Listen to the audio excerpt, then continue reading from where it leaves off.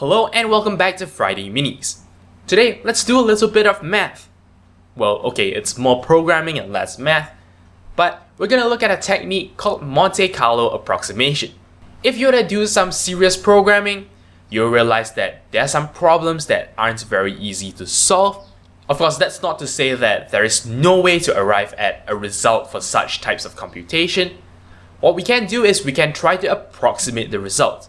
And what this means is, we'll try to get as close to the correct answer as possible.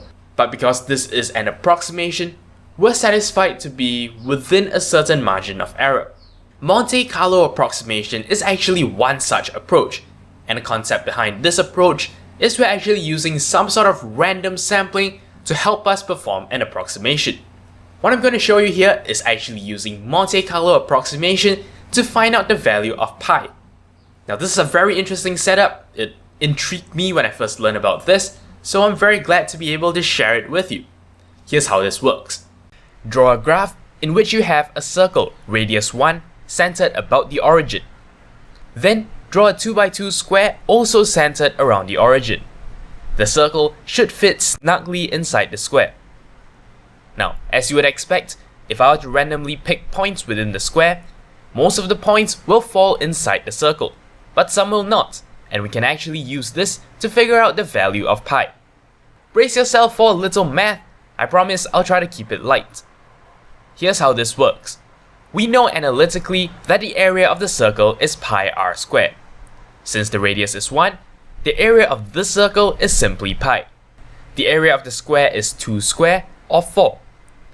By dividing these two areas, we can express the area of the circle relative to the area of the square.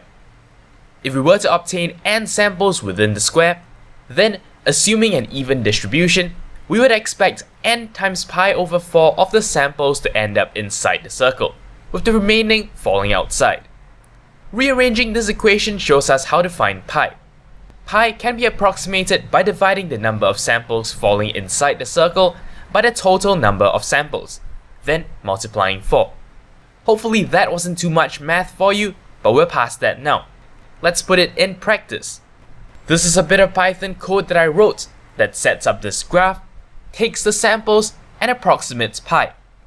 As you can see, we start off at a value that is wildly incorrect, but it tends closer and closer to pi.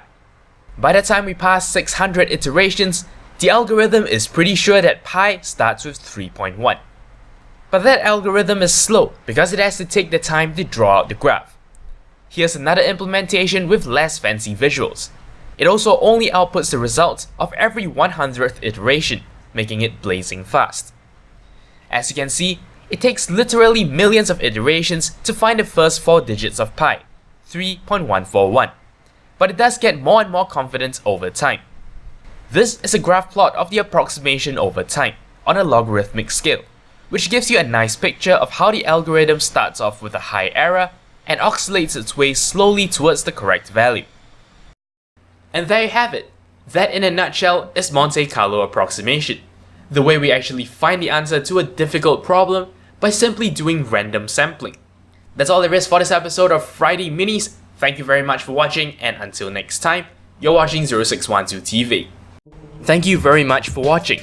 If you liked this video, consider checking out the rest of my work on my channel.